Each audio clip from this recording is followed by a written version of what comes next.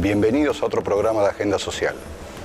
Hoy teníamos la intención de reflejar junto al pastor Jorge Buchiazo no solo la reseña histórica, que es parte sustantiva de la creación y el desarrollo de la Colonia Esperanza, sino puntualmente conocer la vida de una comunidad, la protestante luterana de la ciudad de Esperanza, puntualmente de la Iglesia Evangélica de Río de la Plata. Buenas noches, Jorge, y muchas gracias por permitirnos estar en su casa y en la de toda la comunidad que representa. Buenas noches y gracias a vos por esta invitación a participar y bueno, con gusto hemos abierto las puertas de nuestra casa. Muy amable.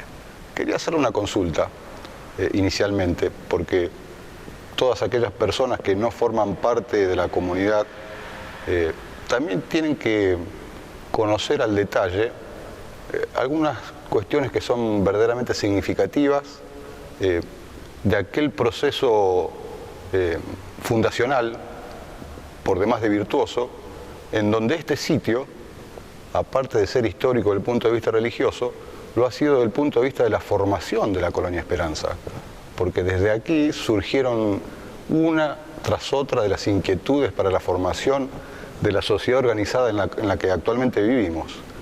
Reflejar ese proceso que yo considero de lo más virtuoso de la historia de Esperanza.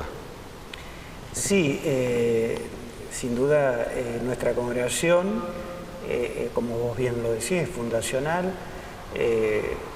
por decisiones políticas fue así, ¿no? Han venido familias europeas de diferentes regiones y muchas de ellas traían el credo protestante. Claro, recordando que mayoritariamente de esas 200 familias que vinieron a habitar esta tierra profesaban la religión protestante, sin duda. La primera oleada, tanto suizos como alemanes, fueron mayoritariamente protestantes.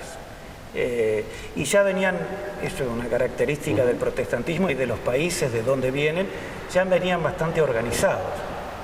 Cada familia traía su Biblia. Después, al poco tiempo, vino un maestro de religión que cumplía la tarea de pastor. Y después, pasado el tiempo, ya vinieron los pastores y se organizó la comunidad y toda esta cuestión. ¿Por qué? Porque venían no solo con la idea de progresar económicamente y desarrollar un futuro para los adultos, pero también para las nuevas generaciones, sino también un lugar donde profesar su fe. Fundamentalmente. Porque la fe para el protestante no es solo una cuestión netamente religiosa, sino es el canal también de valores y de cultura. Por eso a través de la religión también estaba el idioma, las costumbres, las tradiciones. Sí, eso es muy característico del protestantismo, ¿no? Se entiende. Y bueno, a medida que la comunidad se organizó y se fue desarrollando, también tenía mucha incidencia social en el consejo municipal. Hubo intendentes en su momento protestantes también. Su voz era oída por la presencia y por la incidencia y la mayoría también. Recuerdo un detalle que me toca muy de cerca, pues soy miembro de la Comisión de la Sociedad de Canto y he escuchado a los distintos presidentes del momento que me incorporé a la institución siempre ese relato con suma alegría de que fue en este patio donde por primera vez se constituyó la Sociedad de Canto y donde su coro pudo expresarse en una comunidad que se estaba organizando de manera incipiente y que encontraba en el canto un extra para reforzar los vínculos. Muy bien, es así. Partamos de que las sociedades de canto surgen en la Alemania. Así que esa tradición también venía de allá. Porque el movimiento reformador, luterano, calvinista, no solo fue una cuestión de teología, de política, de economía, sino también de canto. Lutero era muy buen, además de ser docente, teólogo, era muy buen cantante. Entonces hubo una reforma litúrgica, el canto, la expresión, la lectura, la traducción de la Biblia. Y como vos bien decís, aquí surgió la sociedad de canto. En su mayoría, al principio eran todos protestantes, todos luteranos. Bueno, y después, viendo el desafío, como toda institución que surge de otra institución termina siendo más grande, bueno, asumió una independencia con algunos criterios muy interesantes, ¿no? Para incorporar mayor cantidad de gente, que no se discuta de religión, no se discuta de política y que no haya cuestión así de raciales. Exactamente. Pensemos en aquella época. Sí, traspolémonos a la vivencia que tenía de integración, claro, que es una impronta del protestantismo. Claro, claro. Y lamentablemente así, política, religión, cuando son dos valores esenciales para integrar a la gente, el ser humano, desde su historia y sus anhelos personales, lo usa para dividir. La religión surge como un método, una metodología, un esquema, una expresión, podríamos llamarlo, para acercar a la gente, para incluir. La política es para resolver problemas. Claro. Y al contrario, la verdadera profesión de la fe. La verdadera profesión. Y se puso eso en el reglamento constitucional de la Sociedad de Canto porque eran temas conflictivos, la religión, la política y las cuestiones étnicas. Ya estaba tan preclaro en aquella época, estamos hablando del 1870, 71, y parece como una cuestión que hoy vuelve a estar como irresuelta. Es así. En lugar de propiciar la unión verdadera, a veces quedamos como sujetos a esta cosa que algunos sociólogos hablan de grieta. En realidad que yo creo que está vinculada en no prestar atención a ese legado histórico. Así es. Y desde las iglesias, porque somos fundacionales junto con el catolicismo, surgieron las demás instituciones. Y no olvidemos, las asociaciones alemanas, suizas, están muy ligadas a nuestra comunidad. Claro. Después se fueron conformando las nuevas instituciones, pero todas están vinculadas con el origen religioso. Bueno, así que se trajo en esa aventura que significaba también el desafío de conservar el acervo cultural y religioso. Sí. La religión ha servido en la diáspora, ha servido como el espacio donde no solo se profesaba una fe o una religión, sino también se mantenían los vínculos culturales, idiomáticos, afectivos, sociales. Claro, la vinculación familiar. Sí. En tiempos más modernos, cuando el peronismo, por un lado, en esta dicotomía, se entiende, como proceso histórico, le declara la guerra a Alemania oficialmente para aprobarlo de Estados Unidos. Por otro lado, los que ingresan por la puerta trasera, los nazis que ingresan, o aquellos que venían escapando de la guerra, ¿y dónde se van a aglutinar? En los clubes alemanes, en la iglesia nuestra, en diferentes lugares, porque por una cuestión de cercanía, de idioma, y no todos eran protestantes. Sí. Por eso a nosotros más nos acusaron de ser una iglesia nazista, porque bueno, había una falsa idea del nazismo desde acá. Simplemente, y no comprender cuál era el contenido verdadero de la lectura tanto del Antiguo Testamento como del Nuevo Testamento. Es así. Los alemanes venían por esta cuestión del idioma, de la cultura, porque en un país totalmente y en un continente totalmente diferente. Y la excusa fue la religión, pero no tenían vinculación alguna. Tenían, casi no. Era una mala observación de la realidad de ese momento histórico preciso. Sí, es así, por eso digo. Pero bueno, acá está el reloj público, que en su momento se formó una comisión, si no me equivoco, en 1895 se coloca esta comisión, y ya en aquella época se decidió que esté en el templo protestante, porque era la torre más alta. Después de acá surgió la conformación rompimos con el sínodo alemán del Río de la Plata en su principio. Eso en 1945, ¿no? Sí, surge en un sínodo acá, surge la idea de crear un nuevo sínodo del Río de la Plata, Iglesia Evangélica del Río de la Plata. No dice mucho, porque nosotros somos luteranos reformados, venimos de la teología luterana y calvinista, suizos alemanes, esa sería nuestra identidad. Río de la Plata por la ubicación geográfica donde están nuestras comunidades sentadas, en la cuenca del Río de la Plata. La trascendencia que tuvo en ese medio siglo del 1945 de entender el radio de acción como comunidades, lo que significó tanto para Argentina como para Uruguay como para Paraguay. Es así.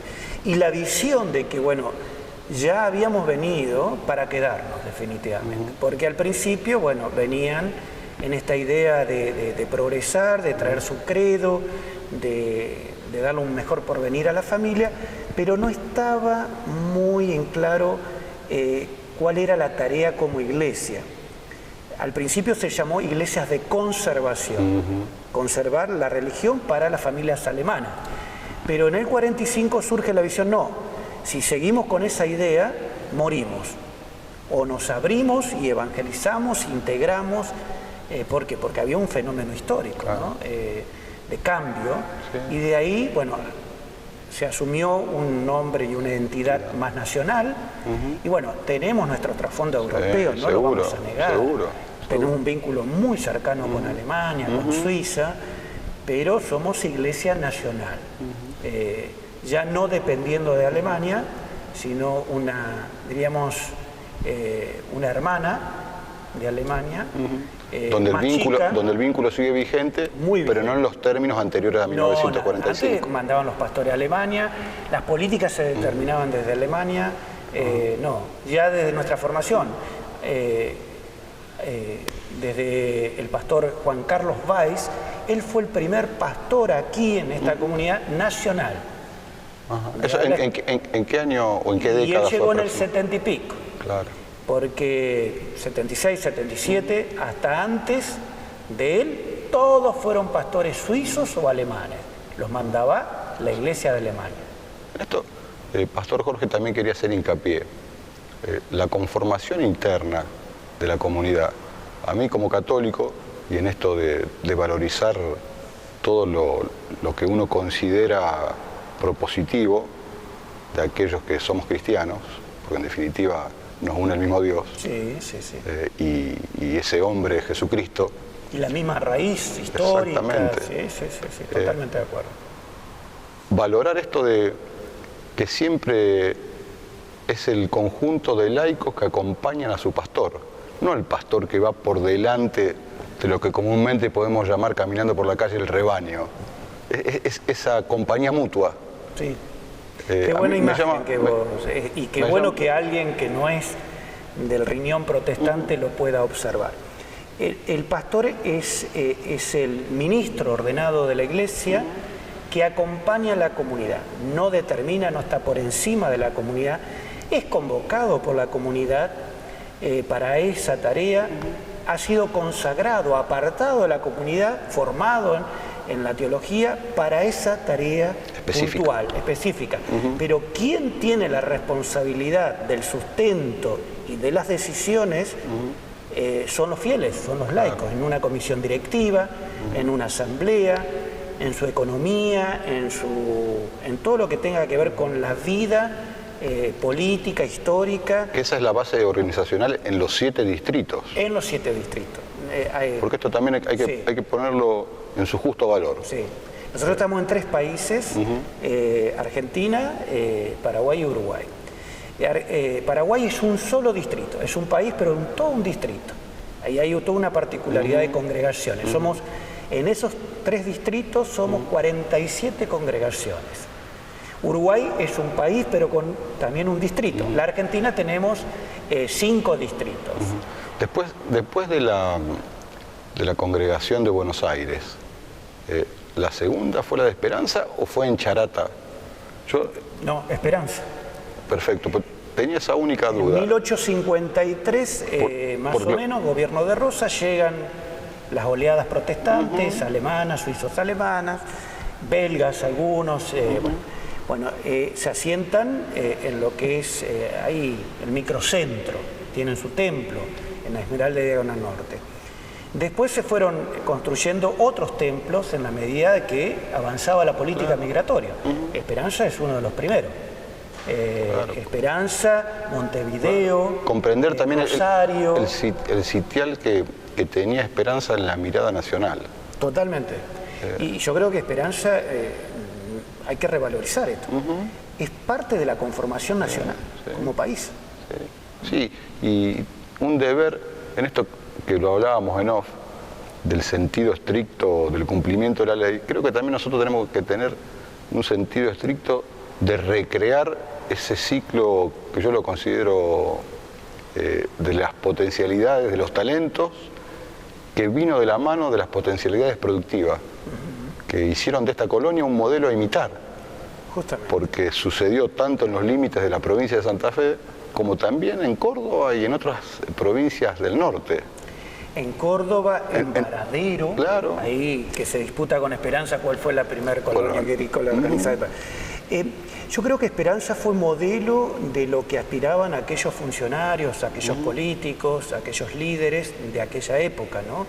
Fue una sociedad al estilo europeo, de progreso y de producción. Sí. Entender lo que significó el modelo del contrato de colonización. Así es. Querían recrear en todo su esplendor. Modelos europeos exitosos, porque hay que decirlo, tanto europeos como más tarde Sarmiento lo va a ver en Estados Unidos, que es un país mayoritariamente protestante, en un país latino. Por eso Argentina tiene una relación, poco lo entienden, con el modelo europeo. Por eso muchos tienen esta nostalgia, ya sean italianos, españoles, alemanes, con Europa. ¿Pero por qué? Porque había una visión de país al estilo europeo, que no se pudo desarrollar. ¿Por qué? Porque, bueno, hubo una tensión entre el modelo político, económico y social, doctrina de Rousseau, pero chocaba con la escolástica de los líderes, donde había un credo mayoritario, influyente en el Estado, que era el catolicismo. Claro, la religión del Estado. Sí, se separó. Y lo que no entendieron de Rousseau, que Rousseau ideaba su modelo de sociedad y de país desde un protestantismo. Porque el protestantismo fue un movimiento religioso, pero tiene una fuerte incidencia en la economía mundial, en la educación. Desde el protestantismo surge la educación pública, hay que decirlo, ¿no? En la política, en la conformación de poderes. La importancia de la determinación de los procesos históricos en cada una de sus esferas hacen que cuando uno requiere, porque en un ciclo histórico determinado estamos en una situación casi de estancamiento, es para ir a buscar esa reserva que está en la memoria histórica. Justamente. No de una civilización, de muchas civilizaciones, de muchas corrientes. En este caso, puntual de las 3 corrientes migratorias, que fue un sello distintivo y que a Esperanza la distinguió. Sí. Y la elevó... Esos 58 años. La elevó a un lugar privilegiado. Después, por los diferentes procesos históricos, Esperanza quedó mucho más relegada y otras ciudades de la provincia y del país tuvieron mayor auge, ¿no? Pero yo creo que Argentina hoy sería diferente si no hubiese, con toda esta ola migratoria y con este modelo país, no hubiese combatido la cuestión religiosa. Quiso disociar entre producción, cultura, progreso de lo religioso, y ahí fue el gran error. Y que forma parte... haber dado la libertad como Europa. Europa, después de la Reforma Protestante, se desarrolló en un modelo de convivencia y de respeto. De respeto mutuo. Acá no. Pero bueno, es una cuestión de la relación con el poder en sistemas feudales. Se entiende. Para hablar. Y hoy siguen los rasgos del feudalismo en Argentina. Pastor, estructuras muy verticalistas, ¿no? Pastor Jorge, en esto, sin querer hacer un quiebre en el desarrollo del programa, es mi intención particular hablar un poco también de la cuestión humana de su tránsito en la comunidad religiosa y su llegada a la ciudad de Esperanza.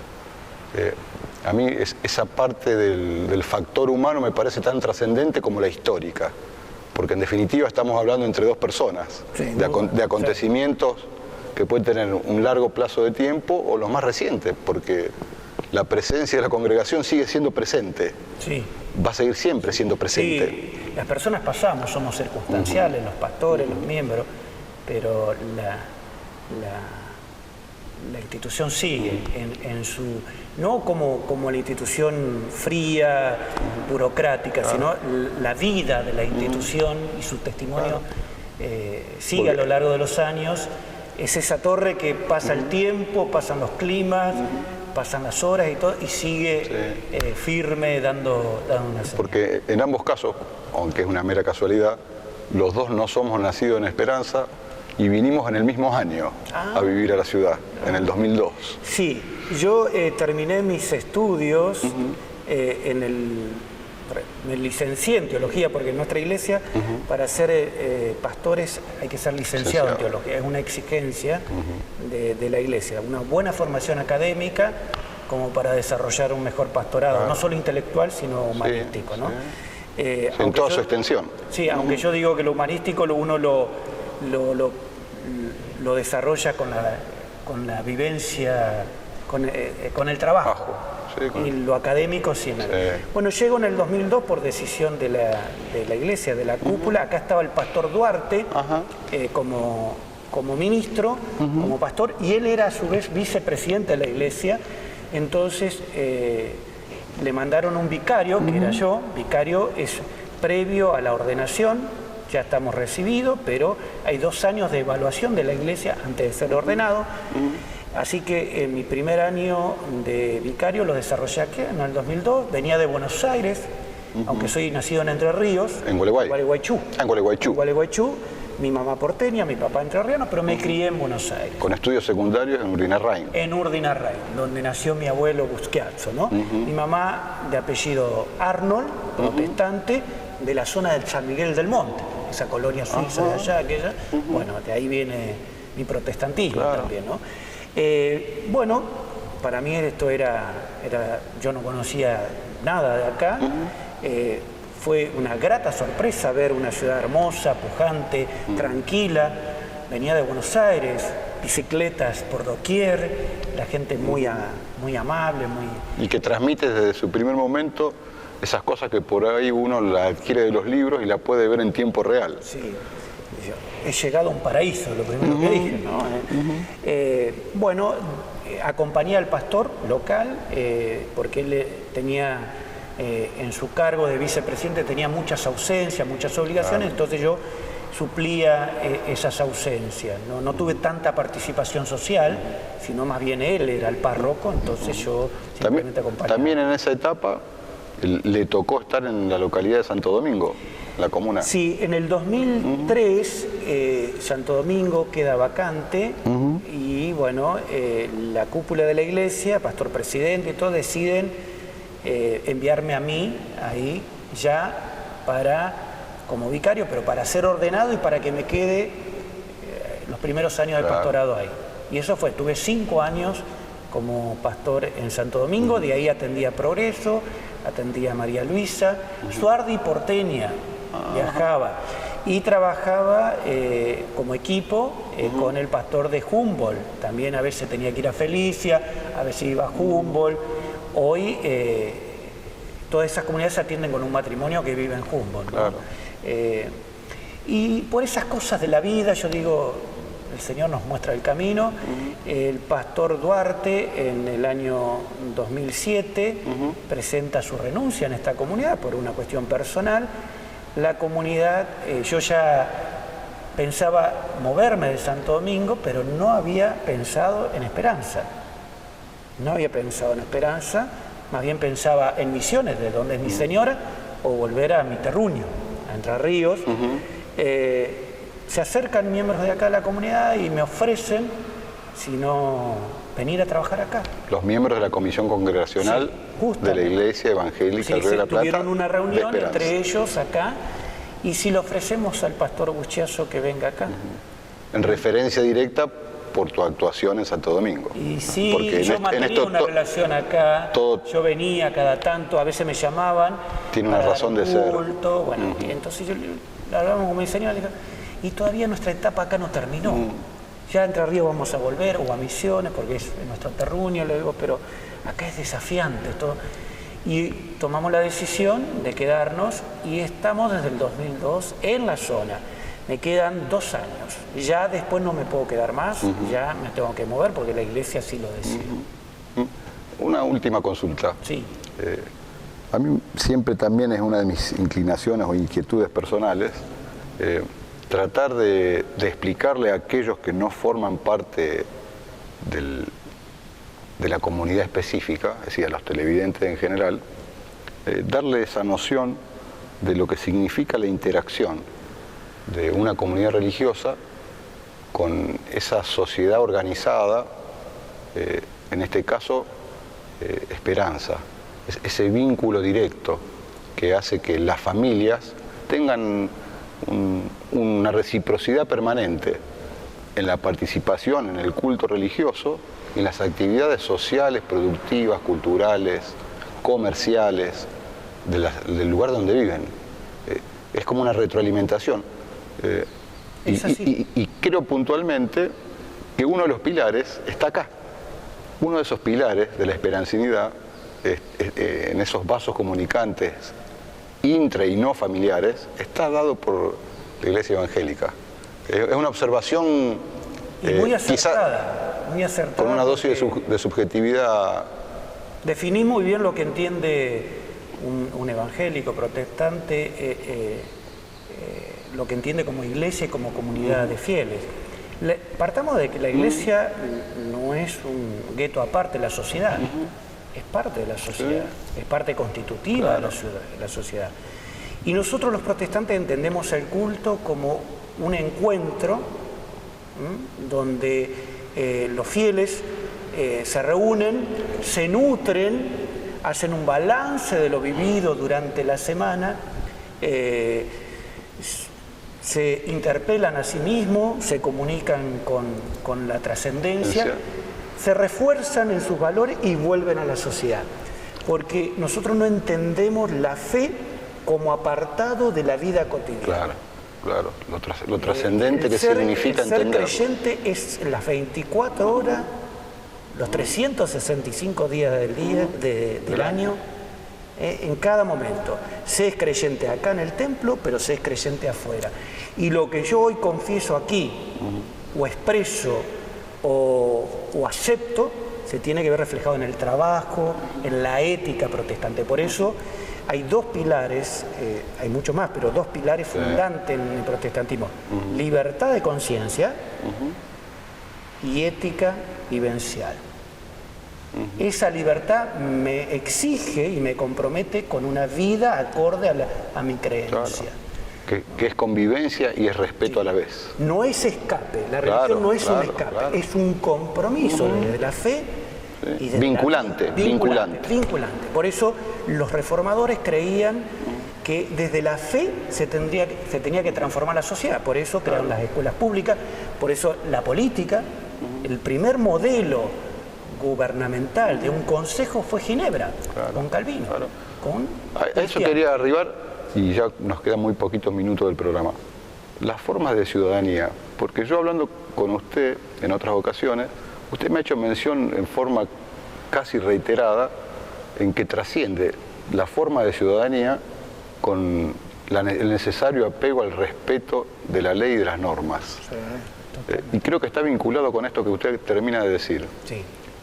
La fe se profesa dentro del templo y se la vincula en la vida en sociedad. Pero esto no es que nace con el protestantismo, esto es bíblico. Sí, se entiende. Esto es bíblico. Si miramos los 10 mandamientos, que era la constitución judía, los 3 primeros mandamientos hablan de Dios. El respeto a Dios, a la deidad, mi adoración, mi invocación. Después del 4º mandamiento hasta el 10º tiene que ver con la horizontalidad, con la vida de la familia, no matarás, no faltarás el respeto, no robarás, tiene que ver con un plano social. Mi creencia, mi relación con la deidad, con la divinidad, tiene que verse reflejado en una mejor calidad de vida. Que está siempre vinculado con el prójimo. Siempre. Siempre vinculado con el prójimo. Por eso 3 mandamientos hablan de Dios y después 7 mandamientos hablan del prójimo. ¿Y cómo lo resume Jesús a esta ley? Cuando le preguntan a los fariseos para hacerlo tropezar, dice, ¿cuál es el mandamiento más importante? Porque querían que los tome en forma individual. Y Jesús magistralmente dice, ama a tu Señor sobre todas las cosas, con toda tu corazón, tu mente y tu alma, con todo lo que sos. Y a tu prójimo como a ti mismo. Los liga a los dos. Mi amor a Dios y el amor de Dios, que es vinculante hacia mí, se tiene que ver reflejado en una conformación social. Si no, no entendemos nuestro paso por la vida. Nuestro paso por la vida. Y la Iglesia tiene que acompañar eso. Pastor Jorge, no solo le agradezco la hospitalidad, el permitirnos estar aquí, sino que me gustaría que le deje un mensaje final a la comunidad esperancina toda, a todos nuestros televidentes de Agenda Social. Bueno, en primer lugar quiero agradecerle a la comunidad esperancina por haberme acogido de la manera que lo han hecho, desde el 2002 que llegué jovencito a esta zona. Lo único que he recibido son afectos, cariño, aliento, y bueno, yo siempre lo dije, es una sociedad con un potencial enorme, con valores invidiables, con una riqueza no solo territorial, geográfica, sino humana, y que bueno, hoy atraviesa tiempos complejos como todo el país, pero tiene todas las herramientas y también la suficiente espiritualidad como para salir airoso de esta situación, crecer, progresar y planificar ese progreso. Para eso necesitamos de mayor compromiso y no le tengamos miedo a los cambios. Los cambios, si son vistos desde un lugar optimista, comprometido, sin duda que van a traer mejor porvenir para los presentes y para los futuros. Que Dios los bendiga y siempre esperanza estará en mi corazón. De hecho, les dejo una hija que es esperancina, y que bueno, siempre vamos a estar hasta nuestros últimos días vinculados a esta congregación, aunque no estemos en forma presencial. Que Dios los bendiga. Muchísimas gracias. A ustedes, televidentes de Agenda Social, les agradezco, espero que hayan disfrutado de este programa y los invito a reencontrarnos el próximo lunes a las 20:30 horas. Muchísimas gracias.